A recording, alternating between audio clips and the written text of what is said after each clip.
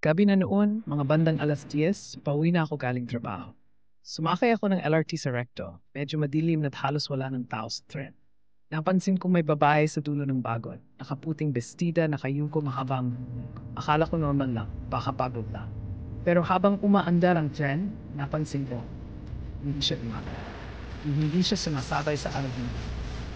Parang nakapako lang siya doon. Parang wala na siya. Lumabas sa tren. Napalis ko. Baba ko sa istasyon. Hanggang ganito rin sa akin. Nung nakita ko rin, ano sa bago rin? Bago rin sa akin. Kaya dati malapit sa akin.